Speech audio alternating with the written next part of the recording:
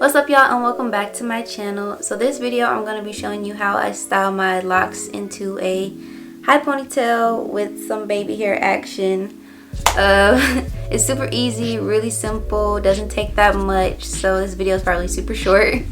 But I just wanted to show y'all because I wear my hair like this pretty often, especially when it's close time for me to wash it again and I don't want it like out, and I know I probably got like lint and stuff in there, or just like,